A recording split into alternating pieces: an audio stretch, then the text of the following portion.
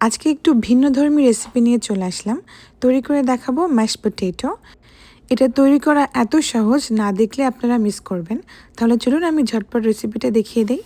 তো এর জন্য লাগছে আমাদের আলু, আর আলুটাকে আমি খুব ভালো করে এরকমভাবে ক্লিন করে নিলাম। তো আমি এখানে 4টা আলু দিয়ে করছি, আপনারা আপনাদের পছন্দের মতো আলু কমিয়ে বাড়িয়ে নিতে পারেন। এখানে আপনারা চাইলে এটাকে পিল করে নিতে পারেন, আবার চাইলে এরকমভাবে চৌকো করে কেটেও নিতে পারেন। তো আমি পিল করিনি, আমি এভাবে সরাসরি কেটে নিলাম। তারপর এটাকে আমি খুব ভালো করে ধুয়ে নেব। এতে করে আলুর ভেতরে যদি কোনো ময়লা থাকে সেটা খুব ভালো মতো ধুয়ে যাবে। তো ভালো মতো ধোয়া হয়ে গেলে এটাকে আমি প্যানের মধ্যে নিয়ে নিলাম, আর এটাকে এখন সেদ্ধ করে নেব। তো পর্যাপ্ত পরিমাণে পানি দিয়ে এটাকে আমি সেদ্ধ করে নেব প্রায় 10 থেকে 15 মিনিট।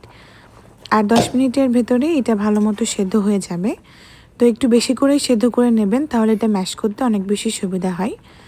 তো এখন একটা কাঁটা চামচ দিয়ে চেক করে দেখছি, দেখুন আলুগুলো খুব ভালো মতো সেদ্ধ হয়ে গেছে। এখন আলুটাকে আমি ভালো মতো পিল করে নিচ্ছি। এখন এটাকে আমি ম্যাশ করে নেব। তো এটা আমি একটা ম্যাশার ব্যবহার করছি, এটা দিয়ে আমি ম্যাশ করছি। আপনারা চাইলে এটা গ্রেট করে নিতে পারেন, আবার অন্য যে কোনো ম্যাশার দিয়েও ম্যাশ করে নিতে পারেন। তো খুব ভালো করে ম্যাশ করে নিতে হবে যাতে একদম ক্রিমি টেক্সচার হয়। দেখুন আমি অনেকক্ষণ ধরে এটাকে ম্যাশ করে নিয়েছি, আর এর কালারটাও চেঞ্জ হয়ে গেছে।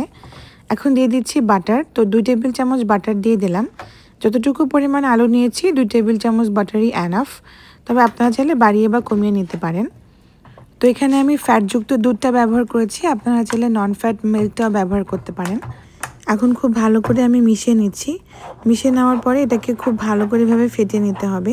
যত বেশি ফাটাবেন তত এর ভেতরে এয়ার ক্রিয়েট হবে, আর এটা অনেক বেশি ফ্লাফি হবে। তো এটা দেখুন খুব সুন্দর মতো সব কিছু মিশে গেছে। এখন দিয়ে দিচ্ছি স্বাদ মতো লবণ, সাথে দিয়ে দিলাম ব্ল্যাক পেপার পাউডার, যতটুকু আপনাদের পছন্দ আপনাদের টেস্ট অনুযায়ী দিয়ে দেবেন। আর দিয়ে দিচ্ছি মোজারেলা চিজ। আমার বাসায় মোজারেলাই ছিল, এই জন্য আমি ওটা দিলাম। তো আপনারা চাইলে এটা যে কোনো চিজ দিয়েও করতে পারেন, কোনো সমস্যা নেই। এখন সব কিছুকে আবার খুব ভালো করে মিশিয়ে নিচ্ছি। এ পর্যায়ে কিন্তু আমি চুলাটাকে ধরিয়ে দিয়েছিলাম। এখন চুলাটাকে লো হিটে রেখে এটাকে অনবরত নেড়ে খুব ভালো করে সব কিছুকে মিশে যাওয়া পর্যন্ত অপেক্ষা করব। দেখুন খুব ক্রিমি হয়ে গেছে। আর এখন দিয়ে দিচ্ছি আমি গার্লিক পাউডার। এটা অপশনাল, এটা আমি একটু টেস্ট আরও বেশি মজা করার জন্য এটা দিয়েছি, এটা না দিলেও হবে, কোনো সমস্যা নেই। তো গার্লিক পাউডারটা দিয়ে আবার খুব ভালো করে আমি ম্যাশ করে নিলাম। এতে করে এটা গার্লিক ম্যাশ পটেটো হয়ে গেছে। তো এই তো আমাদের ম্যাশ পটেটো একদম রেডি। এখন এটাকে সার্ভ করে নেব। তো আমি একটা ছড়ানো পাত্রে এটাকে সার্ভ করে নিচ্ছি। এই ম্যাশ পটেটোটা স্টেক বা যদি বারবিকিউ চিকেনের সাথে সার্ভ করা হয়, এটা খেতে মাশাআল্লাহ খুব মজা লাগে। আশা করি বরাবরের মতো আজকের রেসিপিটাও আপনাদের কাছে ভালো লেগেছে।